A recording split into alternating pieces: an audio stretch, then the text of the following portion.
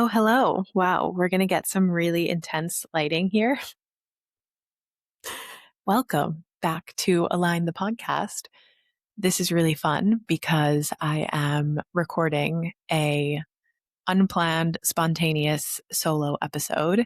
If you've been around for a while, you may have heard the last one, which would have been almost exactly a year ago in this exact same space. It might look a little bit different with some new artwork, but I remember, gosh, it feels like yesterday that I was just sitting here riffing and talking about what it means to have a receptive mind in human design and how these kinds of conversations, no matter how much I might want to be structured and organized in the way that I bring a conversation like this to you all, it just doesn't work. I think I saw a meme the other day from a human design account, and it was showing the difference between strategic and receptive minds.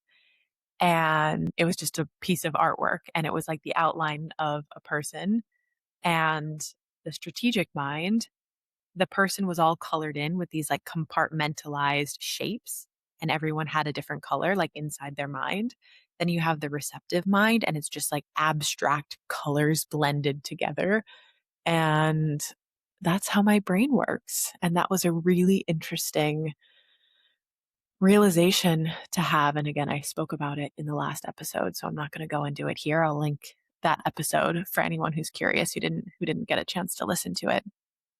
But that piece of information really helped me understand how my brain works and how different my brain works than the way that I had been trying to use it. And so with these conversations, you just never really know what you're going to get. I'm using this funny little microphone, which I also don't normally do because the microphone that I do have here doesn't have a plug to go into my laptop. And I had it clipped on my shirt, but I felt really weird with that. So I'm just going to hold it like a little tiny microphone like the people do on Instagram. So I guess I can just start off with a little reflection of being back in this familiar space after a year away.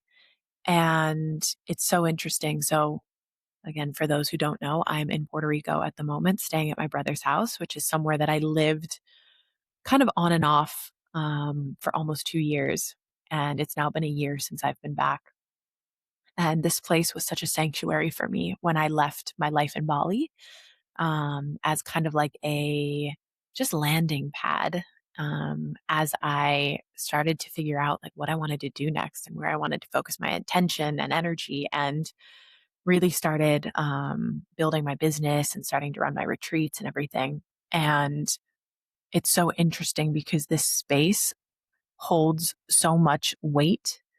There were so many chapters of like massive rapid growth while being here. And there were also massive chapters of just heavy stuckness. And neither one is better than the other.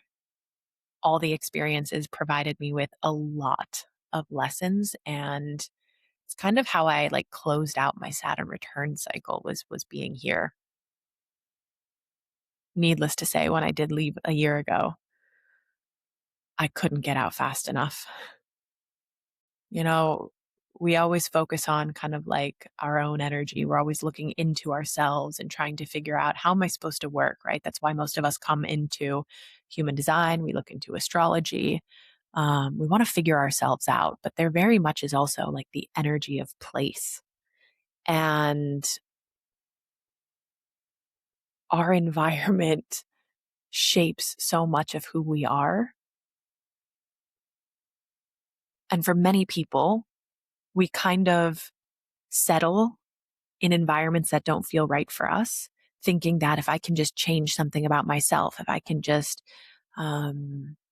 find that thing that I don't have, maybe then I'll feel better here. And we just still try to fit ourselves sometimes into boxes that we were never meant to fit into. And that's what Puerto Rico was starting to feel like to me a year ago. I was here for 3 months. That was like the last stint that I did here.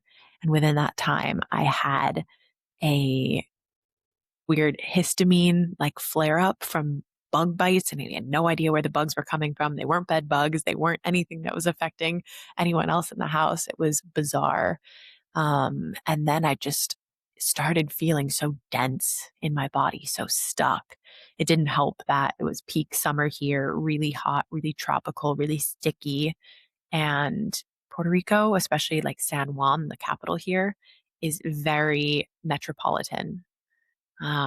Which for me, I have a shores environment in human design. So my ideal environment is somewhere that the way that I interpret it or the way that I feel it for me is it's so important for me to feel like I'm on the edge of something and there's this spaciousness beyond. Kind of like imagine you have a lake house and the lake is right there.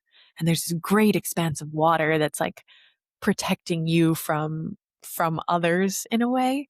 And it's not always easy to get to. And it can be a little sanctuary and very much connected to nature. It's a natural environment. Some of our environments are more urban. Some of them are more like rural and natural. The shores environment is one of the more natural ones. So, despite there being a lot of nature around, very tropically here, it's also very just like concrete, metropolitan, and it just weighs on me over time. So, being back here now, it's just a short trip.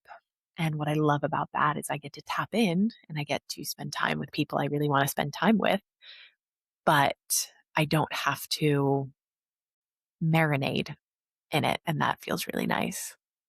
All right, our lighting has switched up again. I had to take a little intermission because I was interrupted in my conversing with you. And so, since I've been gone, I just had a nice little dinner and now I'm back hanging out with you. And to kind of wrap up where I was going, kind of talking about the stuckness that I was feeling in this place and all of that, I kind of want to talk about the difference between the discomfort we feel because we are fundamentally misaligned in our lives. So, being in the wrong place, in the wrong job, in the wrong relationships because we're not honoring ourselves and we are not living in alignment with our natural mechanics, versus the discomfort of stepping out of our comfort zones, doing things that we've never done before in pursuit of a bigger life, right? By listening to our intuition and following those little pings that we have deep inside that are pulling us towards something greater, both of which can feel really uncomfortable. So, how do you tell the difference between the two? And as I ask that question, I'm thinking to myself, I'm like, how do you really tell the difference? And I think I'll first speak to my experience. One thing I noticed when I look back to all the different chapters where the life I was living was very out of alignment with myself, and something that was consistent through all of those experiences was how much I was trying to convince myself that it was right. So one of the biggest and best examples of that, well, actually, I can say this both for my like corporate chapter, and I can also say this for like Bali island girl surfer life. And when I was in corporate, it was so easy to craft the narrative of how amazing the life that I lived was, all the perks that came along with the lifestyle. I had all these airline points. I hardly spent any money because everything was being put on my company card. I had all these luxuries and perks that one could easily argue as incredible things and things that a lot of people want. And it fit the story that I was telling myself that I wanted. But my body was holding a very different reality. And as much as I wanted to convince myself into that life, I felt so unwell and I started to have a lot of inflammation and sleep problems, and I didn't look like myself. I mean, I've shared photos. It's so funny. I love like outing myself on the internet. because I think there's nothing more powerful than like really seeing a before and after of what misalignment does to us and can do to our bodies. And for some people, it doesn't show externally like it does for me. I know for myself, I'm really, really sensitive. And that's something that I've learned to accept and understand through my human design. Um, but that was the differentiating factor, was how my body was responding to the environment that I was in. And the same exact thing happened when I was in Bali. So I was living this new dream that I was also conditioned into, as a almost like, we always sometimes have to swing to extremes. For those of you who have like gate 15 in your human design, you know more than anyone else about extremes and having to experience your life through such polarities. But I think for so many of us, right, we swing and we swing trying to find neutral, but you only find neutral by first hitting those extremes. And um, going from corporate, the opposite of that was basically the life that I then created a few years later, where I was living in Bali. I was starting my business. I was just really leaning into this like slow life, freedom life, all of these things, which in many ways was also a form of avoidance and a self protective strategy, because my nervous system learned that the lifestyle and the demands associated with working in the way that I was working in corporate, that was not safe. Therefore, I'm not going to want to touch that reality with a 10-foot pole. So I was trying to create a life that would still afford me the luxuries that I still wanted and desired for myself, but without any of the pressure and cost, which in hindsight and what I can see now was also an illusion in some ways. But despite having all of these boxes checked, and despite living this slow life that in theory should have been so peaceful and relaxing for my nervous system, it was the exact opposite. And the environment of Bali and the way that I was living my life, and even the people I was surrounded by, I started to have the same heavy stuckness in my body of knowing, and not even knowing, because cognitively I was still convincing myself that like, this is great, this is perfect, I'm having fun, we're all having fun, look at my luxurious beautiful Instagram stories, right? And and even then it's like I had the language of my human design, I knew my mechanics, but I was trying to convince myself that that life fit into that reality, which is again a whole nother lesson in itself, because this is how we can weaponize information. And if we have the language for explaining ourselves and our patterns and stuff, we can then just use that against ourselves in a way, or use that as an excuse to not actually do what our bodies are telling us. So it's so important that we have discernment, and every piece of information that we take in, that we take it into our bodies. This is why human design is meant to be an experiment.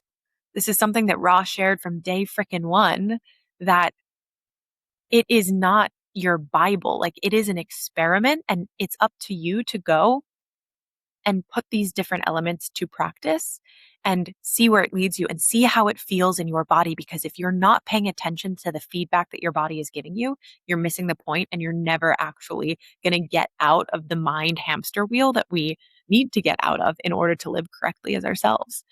So, like I said, at that time in Bali, same things that happened to me in corporate happened there. Inflammation, weight gain, not even weight gain. Like I get this like inflammation. You see it in my face, this puffiness, this roundness. And I remember like seeing it happen and doing the same things I was doing in corporate. Like, do I need to change my diet? Do I need to change this routine? Like maybe I need to change, just little things that was avoiding taking the actual decision of recognizing and acting on the fact that something has to change and something big has to change.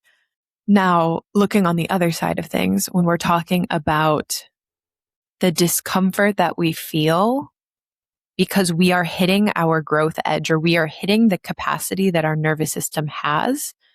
And something that's so important to remember is that the life that you're living now, the exact life you're living, the people that you're around, your work dynamic, how much money you have in the bank, all of that is what your nervous system has the capacity to hold.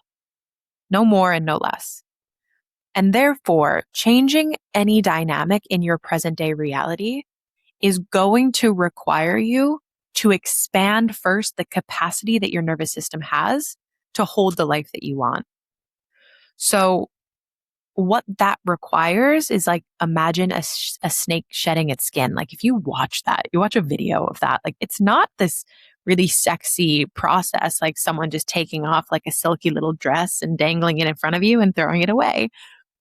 It's brutal. It's agonizing, and it takes time, and there's nothing comfortable about that. And that's growth. And if we shied away at every inkling of discomfort, it would never move beyond where we are today.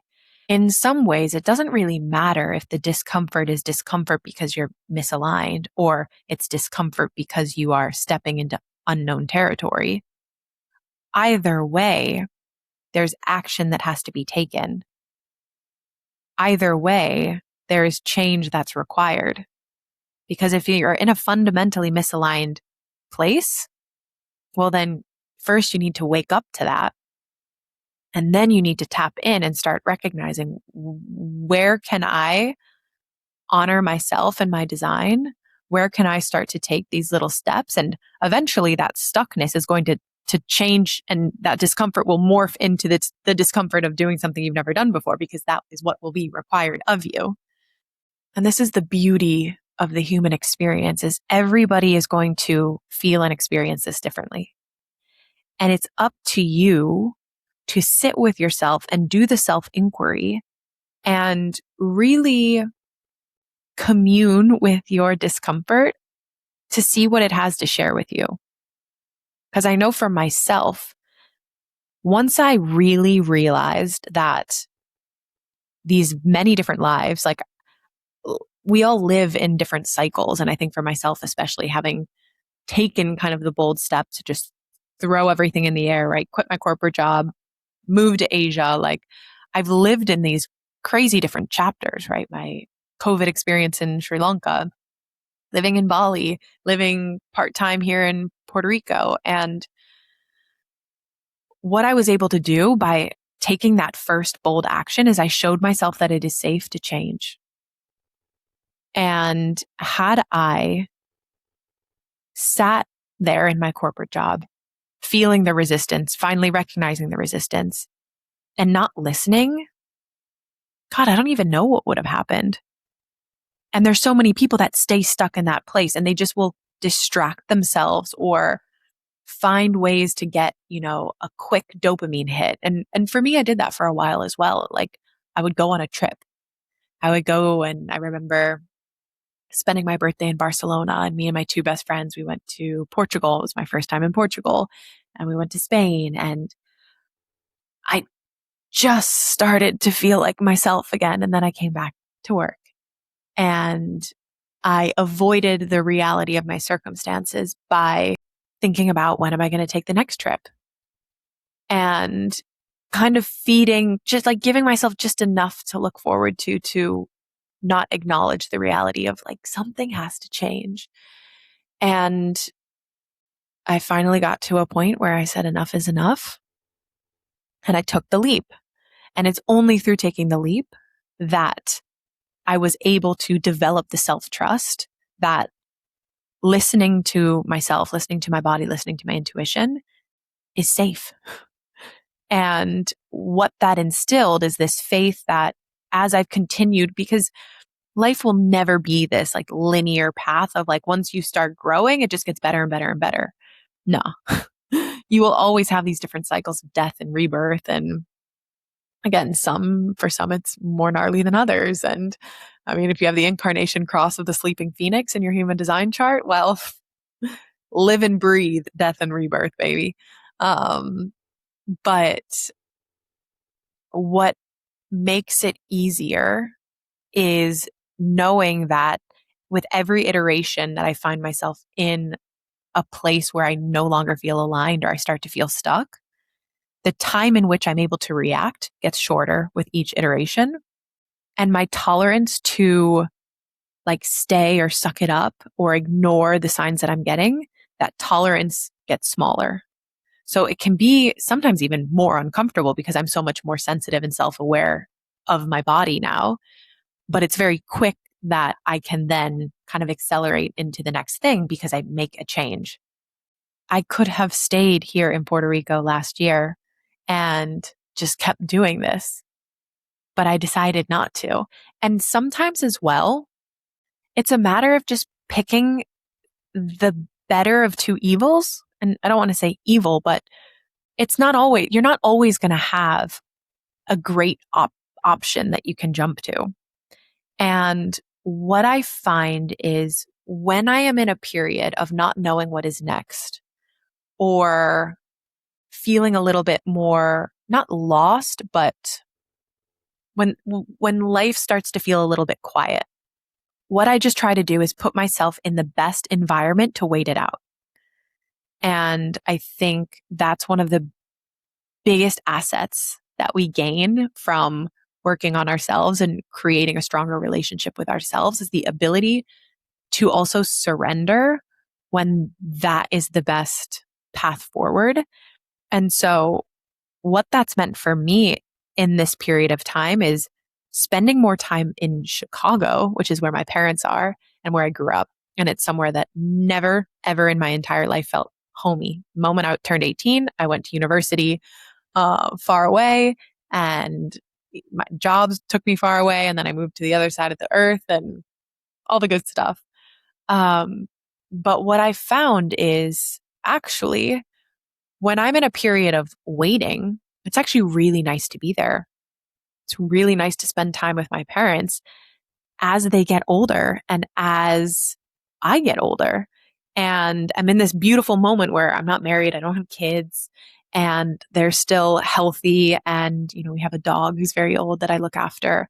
And I just know that in 20 years' time, I'm going to be so grateful that I made the space to be able to be with them in this way. I think that's so rare and unique. And I know not everyone has the ability to do that. That's the perk of having such like a untethered and nomadic life. And for those who don't know much of my story, I have a partner who lives in Switzerland. And the last year I've been running retreats in Portugal, and I love to surf. And so whenever I can, which is not very often, I love to be able to go on kind of these extended surf trips. And so my life at the moment is very, I wouldn't say ungrounded because I'm super grounded in myself, but I live in seasons. And because of that, not every season is summer. Sometimes it's winter, literally and figuratively. And when it's winter, I just try to find the best environment where I can nourish myself in the best ways so that when it comes time to stretch and spread my wings, like I feel ready for it. So one of my very first clients that I worked with intensively one-on-one, we worked together for a year, and then intermittently, we always pick back up. That started in the beginning of 2022, I think. Oh, I adore her. Charlie, if you're listening, I love you.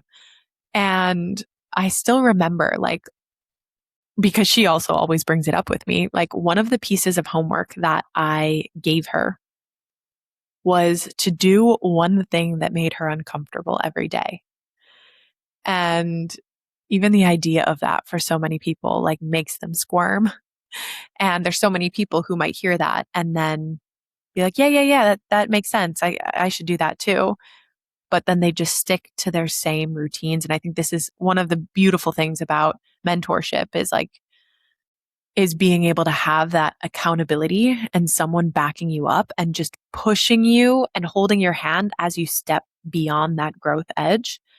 And the doors that opened for her, the way that expanded and amplified her magnetism as a generator, that's her human design type, was astounding. And also the rate at which transformation then happened for her as she continued to show up for herself and meet her growth edge. Because this is a huge thing that also gets in the way of people being able to meet the opportunities that they're here to meet. Because take, like this client, and for any of you who are generators or manifesting generators, so much of your magnetism and your natural, like auric and energetic ability to pull life toward you is based on your ability to put your energy into things that light you up, things that bring you satisfaction, things that your body is responding to. But oftentimes, those things that are going to give you the most satisfaction, the things that are going to be so nourishing for you, first will require you to step out of your comfort zone. So one of the examples from this client was she was living in Tel Aviv at the time, and she really loved surfing. She had just started getting into it. She had traveled to Sri Lanka, which is how her and I had gotten connected. And being in Tel Aviv, there is surf there. But it made her really uncomfortable to go by herself. And she didn't always have friends that wanted to go with her, or timelines didn't necessarily work. So there was a lot of fear. Like, again, this is always why it's so important to really examine where the discomfort is coming from. Is it discomfort in your body, or is it discomfort in your mind? Is your mind convincing you into something or out of something? That can really help you understand like where the discomfort comes from. And in her case, clearly a desire to do this thing. When she does go and surf, she loves it. She has so much fun. It feels so satisfying, all of the things. But then her mind is like, oh, but I can't go by myself, and I'm shy or embarrassed, or whatever the story might be. And so that was a clear example of how, again, our level of comfort can hold us back from the experiences that are really going to bring us something valuable. And for these energy types, the generators and the manifesting generators, which is a lot of you who listen, your ability to attract life to you is determined on where you put that energy. So if you're cutting yourself off from the very things that are really going to bring you that satisfaction, you're cutting off your magnetism. And in her case, when she started working with me, she was working for a company, and she really wanted to start freelancing. She wanted to start working for herself so that she could have more freedom and work remote and travel more and all of these things. And all of that happened. But the way that we got there wasn't by just attacking that as the problem. Okay, let's look at your work. Let's see how can we get you freelancing and all of these things. It was, how do we address your natural mechanics, which is going to be what brings you those opportunities and opens those doors for you.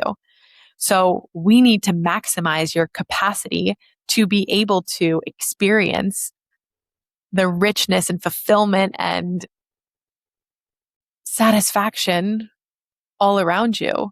And that's going to be put into places like going surfing by yourself and showing yourself that you're okay and that you're safe to do that. And then that translated into going and working in co-working studios so that she wasn't working all on her own. And that translated into going for a meal by herself. And all of these different little things in isolation could seem kind of silly, but it was stretching and expanding her capacity to not only experience discomfort, but experience the immense reward on the other side of that. And one thing led to another, and all of a sudden her entire life changed, and she's now living in Australia and has a beautiful partner, and she's traveling and she's freelancing. And I think one of the greatest shames of this digital age that we live in is how easy it is now to avoid discomfort. We have these screens in front of us where we can so easily go and get a quick dopamine hit, distract ourselves, numb ourselves so that we don't have to feel whatever it is that we're feeling, so that we can avoid whatever it is that we need to face. And the brains and the technology behind these devices are so conniving and capable at feeding off of our attention and feeding off of our insecurities and our innate cellular aversion to pain and discomfort. So we really have to become these modern day warriors, and we have to train ourselves to be able to take our attention back, to put our armor on and show up to the battle. It's not easy work, but it is the most important work that we can do, because otherwise we just stay on the hamster wheel and we will just keep repeating the same patterns over and over and over again. And that's not the life you want to live. There's so many people selling so many different things now, and everyone is trying to convince you that you need whatever it is that their product is. But the only thing you really need is to know who the fuck you are. Because when you have that so anchored into yourself, you don't rely on anything outside of you to feel good, to feel worthy, to give you a sense of purpose and meaning. All of that merely becomes this noise in the background that you have the capacity to tune into or to tune out of. And what we're going to see as the years progress is there are going to be a lot of people who lose themselves to this. They lose themselves first, and then they basically just become these empty shells glued to their television programs, like the AI people with the headsets. And it's just, they lose touch of reality. So the only way we prevent that is by facing the very things that we're avoiding. It's by welcoming in our discomfort, creating a home for it, and slowly, right? I think this is also what's so important, because it can feel really intimidating to think about, okay, I need to change my life, or something's out of alignment and I have to do some big drastic thing like Erin and quit her job and move across the world. And nah, tiny baby steps. Like my client who took herself to go surfing. Little baby steps, small titrated experiences that just start to open ourselves up. I didn't jump the gun and go straight to, I'm going to quit my corporate job or I'm going to leave Bali. I did these little things. I remember when I was in Bali, I just started taking more trips by myself out of Bali. So first I went to Lombok for a few weeks. And that was an area I was very familiar with. That's where I learned how to surf. But I just left my community in Bali, went by myself there, spent a few weeks, and just kind of got back into my own energy again, which then solidified this view of, okay, I think like my time in Bali might be coming up. I then spent 3 months on a tiny little island in Sumatra, which is on the very west side of Indonesia. And I lived with this little local family for 3 months and just surfed and did human design readings with really shitty Wi-Fi. It was amazing. And I just did like these little things before then taking the leap and coming back to the US for the first time in 4 years, which was also really intense. And then when I came back to the US, though, I came and I stayed with my brother, because that inherently as well was already an easier transition than like jumping into, where am I going to live? What am I going to do? How am I going to, whatever it is. It's the little things, and how we do one thing is how we do everything in our lives. So just being able to commit to ourselves, and it's so easy to avoid the little things, which is why it's so important that we do them. If you have this yearning to start kickboxing and you've been thinking about it for ages and ever, and you've even found the gym, but you've never gotten so far to just book the class and show up, that's your work. Do those little things you've never done before. And it becomes a lot less scary when you can look at it through this framework of, wait, this is it. If I can take this out of isolation of the discomfort of just doing this thing, there's a ripple effect that this might have for me. And yeah, me going to this kickboxing class by myself, I'll be a little bit uncomfortable and maybe nervous at first, but then I'm going to get into the class and I'm going to love it. And how that might open doors for Lord knows what else, the people I might meet, the experiences I might have. Like, that's the magic and beauty of all of this.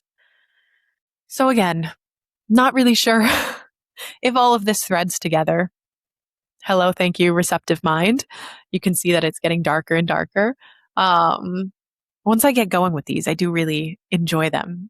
But I think I enjoy having conversations with people more because it gives me something to react to. And that's also what's really important for the receptive mind, is like, I need people to pull from me. Your questions, those are the things that can really get me going. So I would love to hear from more of you as to what kind of topics you want to hear about, and if there are elements of your human design or questions like that that you want answered. I would love to, have episodes once a month or twice a month where I'm just answering your questions. And if you're like, Erin, I am a 4/6 sacral generator and I am struggling with my career and trying to think about what's next, like whatever it is, it's all fair game. I would be super happy to answer those kinds of questions. It makes me feel more connected to all of you. And for those of you who have just hit that breaking point where you're like, you know what? The time is now. I'm tired of waiting. I'm tired of feeling stuck. I'm tired of not knowing what to do. Well, then just know that you don't have to do it alone. And these are those beautiful moments where getting help and support can be the thing that catalyzes you into the next chapter of your life. This is why I created my coaching program, The Greenhouse. If you are someone who was interested in my retreats, this is basically like my retreat on steroids. This is the most intensive way that you can work with me, where you get one-on-one coaching and mentorship in a group container. So with a group that is also going through a lot of the same work as you. And we go super deep into your human design, your mechanics, how you're designed to move around in the world. And then we take it a step further and we get into the subconscious and get into the patterns imprinted in your nervous system that are keeping you from acting on those mechanics and actually taking up space fully as yourself, doing the deep, deep somatic work and the subconscious reprogramming required to recondition you in a sense and change those belief patterns, change those limitations, change those fears so that you can step more fully into yourself and actually align yourself with the action that's going to get you out of this feeling of stuckness and out of this discomfort and into the life that you know is possible for you and that you so deeply desire. So this is the work that I love to do more than anything else. I love being able to go really, really deep with you guys. I love being able to get into your past and into your patterns and into your designs and really help you get that, not only clarity, but that liberation in your bodies to be yourself and really live the lives that you want to be living. So if you're feeling ready for support, if you're feeling ready for change, if you're feeling ready for transformation, my next cohort of the greenhouse starts in September. Applications are now open and we keep it very intimate. So I will only accept in around 6 participants. And I would love for one of them to be you. Just make sure that you get your application in and then we can have a chat and see if it's the right fit, see what you're looking for, and go from there. I'll share all the details in the show notes. Thank you guys for listening. Let me know if you like these kinds of episodes. Because like I said, at this rate, I've been doing them once a year. But if you like them, I'll do them more. Sending you lots of love and I'll see you on the next episode.